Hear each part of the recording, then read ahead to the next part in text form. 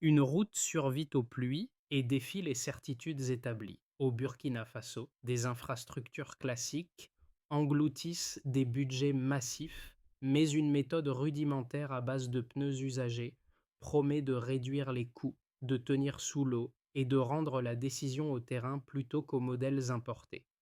Pourquoi cette décision d'Ibrahim Traoré touche-t-elle votre quotidien quand l'enjeu semble lointain et pourtant change l'accès aux soins, à l'école, au marché et même la confiance dans ce qui tient? Parce qu'une route fiable redessine tout. On ne parle pas ici d'un miracle technique, ni d'un récit héroïque facile. On parle d'un pari mesurable, faire mieux avec moins, sans attendre des financements extérieurs incertains et sans déléguer chaque choix à des modèles importés. Le bénéfice pour le spectateur est simple et immédiat. Comprendre comment une infrastructure banale devient un levier de souveraineté concrète. L'enjeu dépasse la route elle-même.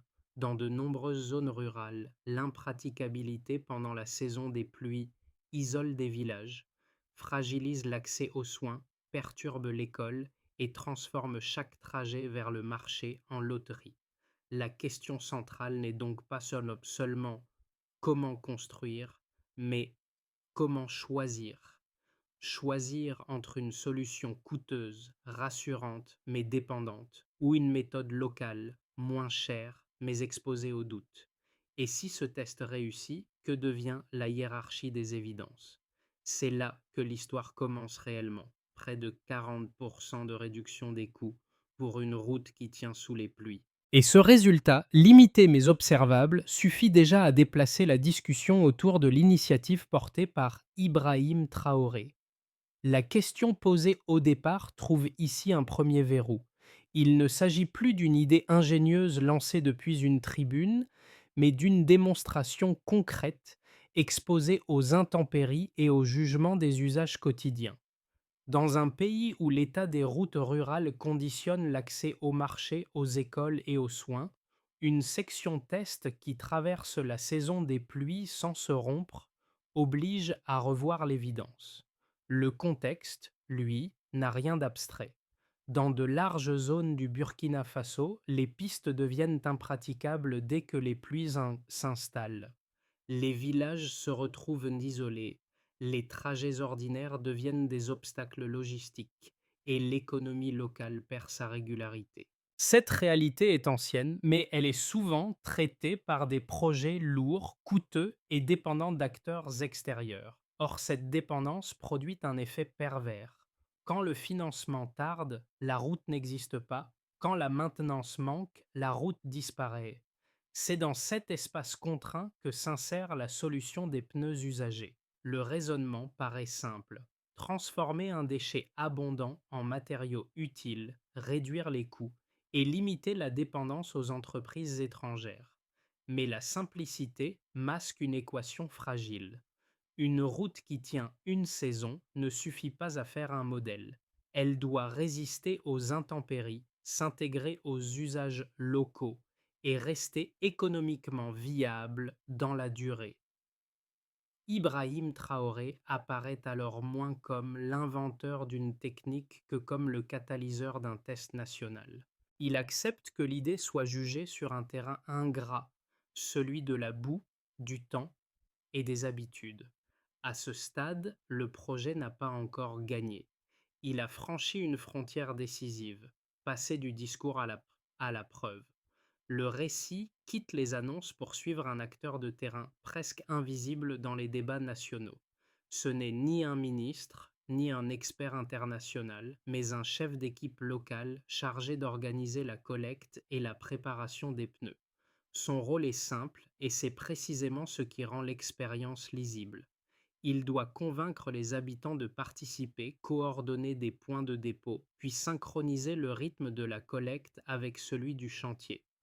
La route devient une suite d'actions concrètes, non une promesse abstraite. Autour de lui, les premiers effets apparaissent vite. Dans un village de l'Est, une vendeuse de produits agricoles explique que pendant la saison des pluies, le trajet vers le marché se transforme d'ordinaire en risque.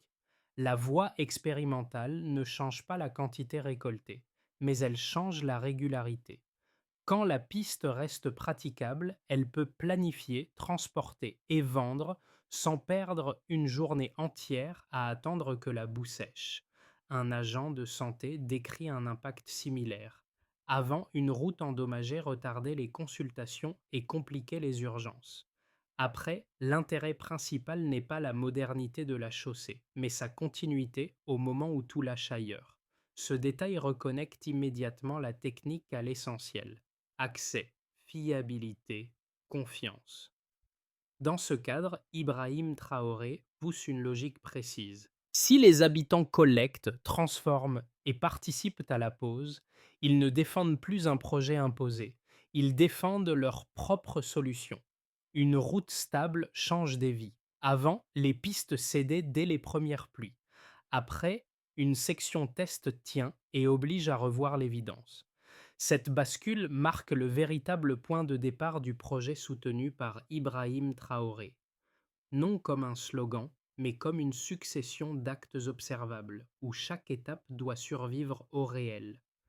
L'activation commence par un geste simple: transformer un déchet en ressource. Des pneus usagés, promis à la décharge ou au brûlage, deviennent l'objet d'une collecte structurée. Des équipes locales sont mobilisées, des points de dépôt sont mis en place. On apprend à trier, à nettoyer, à préparer. Très vite, une règle s'impose: sans logistique régulière, il n'y a pas de route. Et sans route, il n'y a aucune preuve à défendre.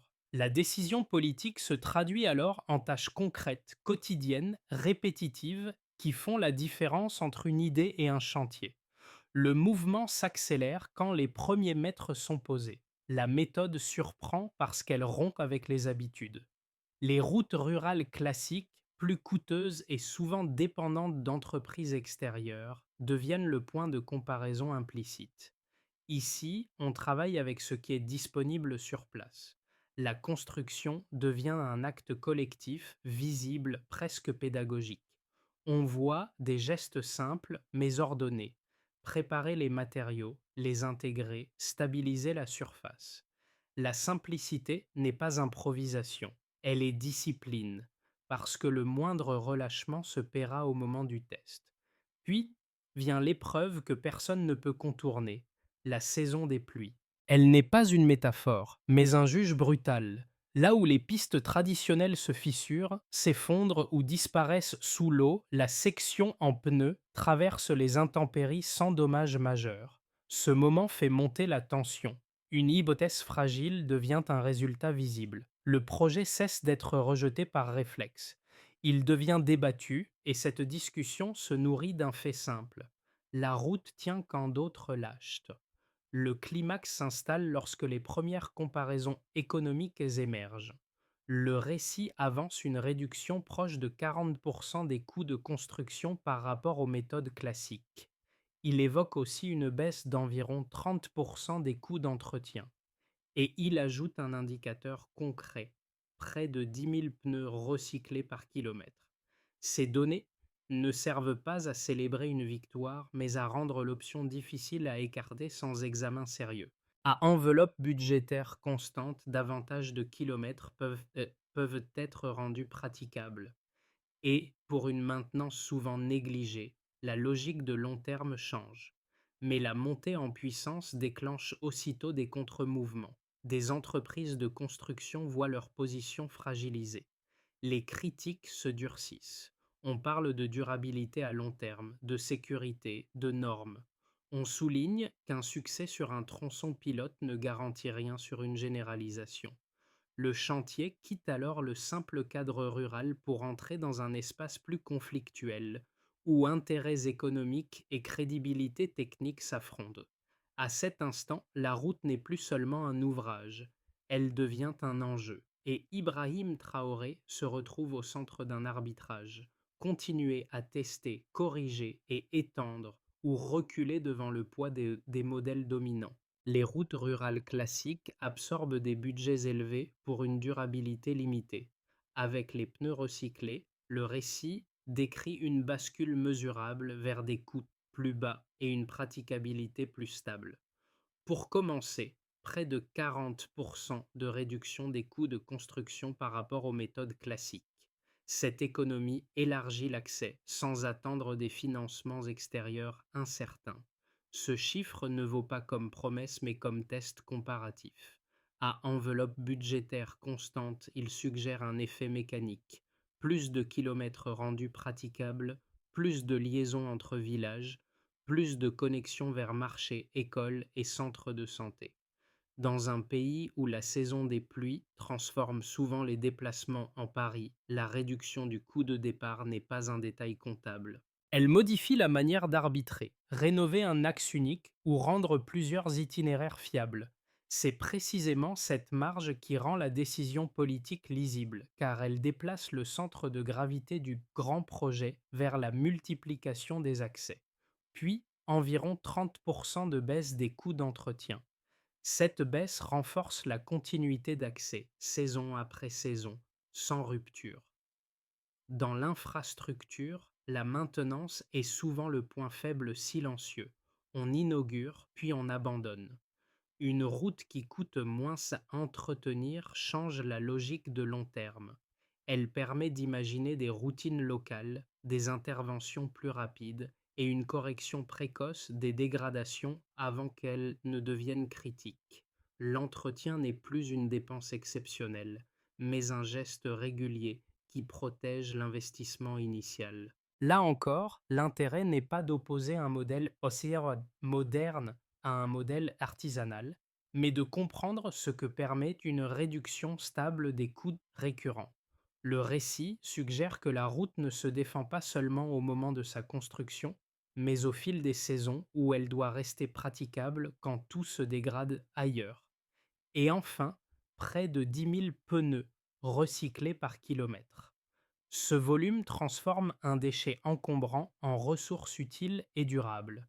Ce chiffre donne une échelle concrète au volet environnemental, souvent secondaire dans les débats routiers. Un déchet difficile à traiter, parfois brûlé et réintégré dans un usage durable.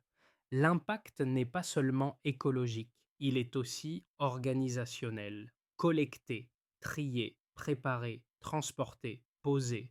Chaque étape suppose une coordination qui n'existe pas spontanément. Le récit insiste sur ce point, car l'innovation ne tient pas uniquement dans le matériau, mais dans la chaîne qui le rend exploitable.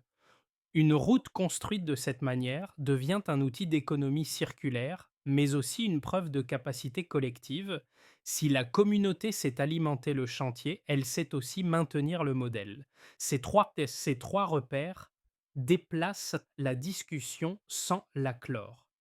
Ils ne disent pas que la méthode est universelle ni qu'elle est prête pour tous les trafics.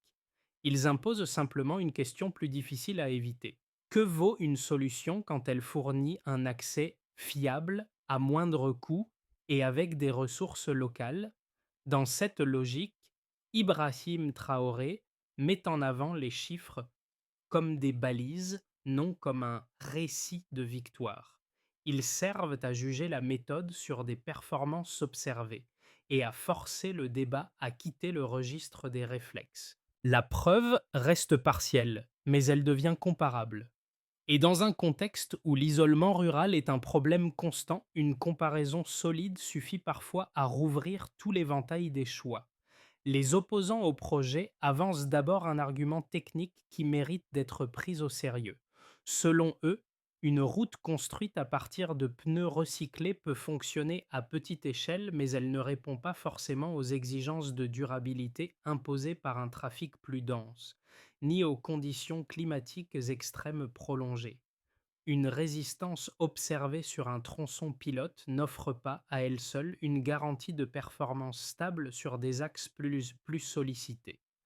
L'innovation, disent-ils, peut séduire par sa simplicité, mais elle doit être jugée à l'épreuve de la répétition et de l'usure. Un second argument porte sur la sécurité et la normalisation. Les critiques rappellent que les méthodes traditionnelles s'appuient sur des normes internationales éprouvées, tandis que cette approche reste marginale et peu certifiée. Sans cadre réglementaire clair, ni validations indépendantes à long terme, généraliser la méthode exposerait l'État à des risques juridiques et financiers. Ils soulignent aussi un point politique. Si l'initiative échoue publiquement, elle renforcera durablement les modèles dominants et rendra plus difficile toute tentative future de décision locale. Ces réserves ne sont pas infondées. Elles rappellent une règle simple. Une infrastructure se juge sur la durée, pas sur un succès initial. La réponse des défenseurs du projet repose alors sur un contrepoint tout aussi concret. Les routes concernées ne visent pas des autoroutes à trafic intensif, elles répondent à un besoin ciblé, celui des axes ruraux, où la priorité est la praticabilité et la praticabilité pendant la saison des pluies. Le critère central n'est pas la vitesse ni le volume de circulation, mais la continuité d'accès. Autrement dit, il ne s'agit pas de gagner une compétition technologique, mais de résoudre un problème de terrain, là où il se pose réellement. Dans ce cadre, Ibrahim Traoré ne nie pas les limites, il les intègre au raisonnement. La méthode n'est pas présentée comme universelle, mais comme adaptée à un usage précis avec des coûts, des matériaux et des compétences locales. Le débat se déplace alors d'une opposition binaire vers une question plus opérationnelle. Pour quels besoins exacts cette solution est-elle pertinente et à quelles conditions peut-elle être reproduite sans dégrader la sécurité? Si la réponse dépend d'un cadre, d'un suivi et d'une correction continue, alors le pilote n'est pas une fin. Il devient une méthode de décision. À ce stade, quelque chose bascule, le projet change d'échelle. À ce point précis, l'initiative cesse d'être perçue comme une expérimentation isolée. Elle devient un signal stratégique. Ce qui était observé à l'échelle d'un village commence à être lu comme une option reproductible, sous condition, dans d'autres zones rurales confrontées aux mêmes contraintes. La discussion ne porte plus uniquement sur la solidité d'une route, mais sur la capacité d'un État à orienter ses choix techniques sans attendre une validation extérieure éternellement repoussée. Ce déplacement modifie la position d'Ibrahim Traoré. Il n'est plus seulement celui qui autorise un test audacieux. Il devient l'acteur qui assume publiquement un changement de logique. Privilégier l'adaptation locale plutôt que l'alignement systématique sur des modèles importés. Cette posture n'a rien de spectaculaire. Elle est pragmatique. Elle s'appuie sur des résultats partiels mais observables et elle accepte que l'évaluation continue fasse partie du processus. La révélation tient dans ce glissement discret. L'innovation ne réside pas uniquement dans l'usage de pneus recyclés, mais dans une méthode de décision. Tester vite, observer, corriger, puis étendre uniquement ce qui résiste au réel. Cette approche rompt avec les projets figés conçus loin du terrain qui échouent souvent dès la première saison des pluies. À partir de là, la question centrale change. Il ne s'agit plus de savoir si la route est atypique, mais si cette manière de construire peut devenir une règle d'action durable. Les conséquences de l'initiative ne se lisent pas de la même manière selon les acteurs concernés, et c'est précisément cette diversité qui permet d'évaluer si le projet dépasse le symbole pour produire des effets durables. Ici, la route cesse d'être un objet technique. Elle devient un facteur de réorganisation économique, sociale et politique avec des gains concrets mais aussi des exigences nouvelles. Du côté des institutions nationales, l'enjeu est d'abord budgétaire et stratégique. Une réduction d'environ 40% des coûts de construction modifie la manière d'arbitrer les priorités. À ressources constantes, l'État peut envisager davantage de connexions rurales sans dépendre entièrement de financements extérieurs incertains. Cette marge de manœuvre renforce la capacité de décision publique. Dans ce cadre, Ibrahim Traoré ne cherche pas à opposer une solution locale aux standards internationaux. Il cherche à créer une option crédible dans un portefeuille de choix. L'impact est discret mais structurant. Il redonne de la latitude là où les contraintes budgétaires dictaient jusqu'ici l'agenda. Du côté des acteurs économiques locaux, notamment les petits commerçants et producteurs agricoles, l'effet est plus immédiat. Une route praticable pendant la saison des pluies ne promet pas une hausse soudaine des revenus, mais elle réduit l'incertitude. Pouvoir rejoindre un marché sans attendre des jours entiers, que la piste sèche change la planification, la régularité des échanges et la gestion des stocks. Cela améliore aussi la capacité à honorer des engagements, livrer, vendre, acheter au moment prévu. La route ne crée pas l'économie, mais elle stabilise le rythme. Et dans des systèmes fragiles, cette stabilité vaut presque autant qu'un gain. Du côté des populations, l'impact se mesure en continuité d'accès, accès à l'école, aux soins, aux services administratifs. Quand une route tient au moment où les autres cèdent, elle transforme des gestes ordinaires en routines fiables. Ce gain de temps et de prévisibilité renforce un sentiment rarement quantifié, la confiance. Les habitants n'adaptent plus leur vie à l'état de la piste, ils intègrent la route comme une constante. Et cette normalité retrouvée agit sur la cohésion. Moins d'isolement, moins de retard, moins de décisions suspendues à la météo. Du côté des observateurs extérieurs, enfin, l'initiative fonctionne comme un révélateur. Elle interroge la manière dont l'innovation est définie dans des contextes de contraintes fortes. Ici, il ne s'agit ni de haute technologie ni d'importation massive, mais d'une réorganisation des ressources disponibles. Le fait que près de 10 000 pneus soient non recyclés par kilomètre attire l'attention sur une convergence rare entre infrastructure, environnement et emploi local. Le récit évoque aussi un autre indicateur. Environ 70% des travailleurs impliqués proviennent des communautés concernées. Cela signifie que la route devient un chantier de montée en compétences et pas seulement un objet livré. Ces effets ne constituent pas une victoire définitive. Ils dessinent un champ de possibles. Le projet porté par Ibrahim Traoré montre que l'impact réel ne se mesure pas uniquement en kilomètres construits, mais en capacités nouvelles, décider, maintenir, adapter. À ce stade, la route ne change pas tout. Elle change suffisamment pour obliger à regarder autrement ce qui semblait immuable. À horizon de 6 à 12 mois, l'initiative peut suivre plusieurs trajectoires distinctes, sans qu'il soit nécessaire d'en prédire la probabilité. Ce qui compte, c'est de comprendre les conditions de chaque scénario et la logique qui les rend plausibles, car une méthode d'infrastructure échoue rarement d'un seul coup. Elle se fragilise par maillons.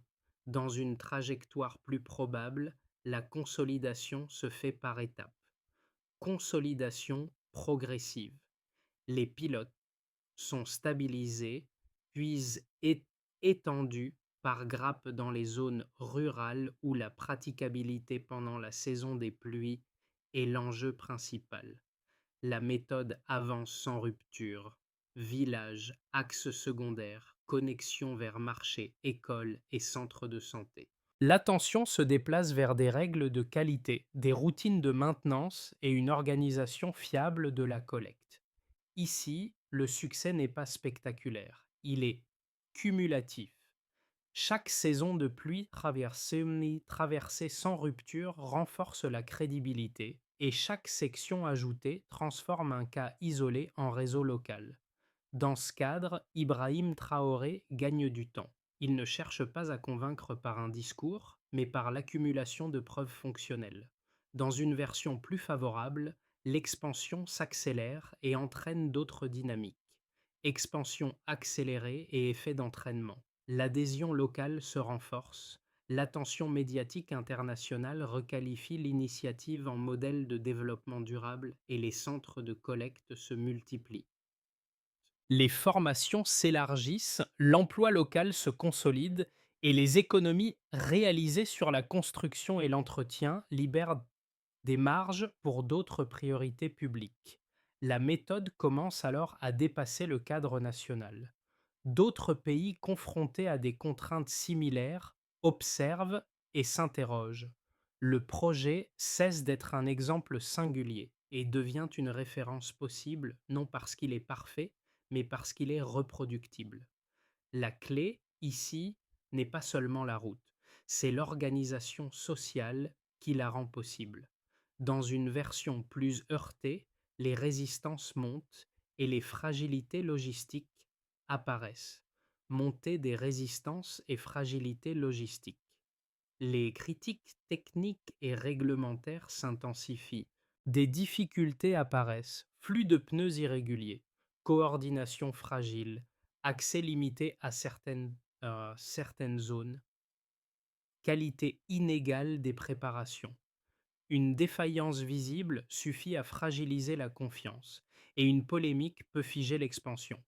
L'initiative se cantonne alors à quelques régions, perd sa capacité d'entraînement, et le récit bascule du potentiel vers la prudence. Le danger n'est pas seulement l'échec technique, c'est l'échec symbolique qui réinstalle durablement la domination des solutions importées.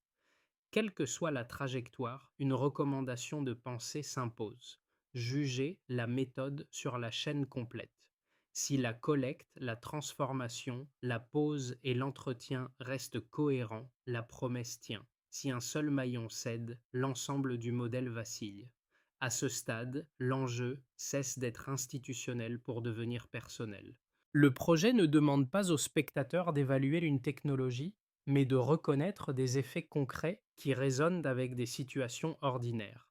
Quand une route reste praticable pendant la saison des pluies, la première conséquence est le temps. Moins d'heures perdues, moins de trajets annulés, moins de décisions suspendues à la météo. Ce temps récupéré n'a rien d'abstrait. Il se transforme en rendez-vous tenu, en journée de travail préservée, en urgence médicale gérée plus tôt. Pour une famille, cela signifie pouvoir planifier une consultation sans parier sur l'état de la piste.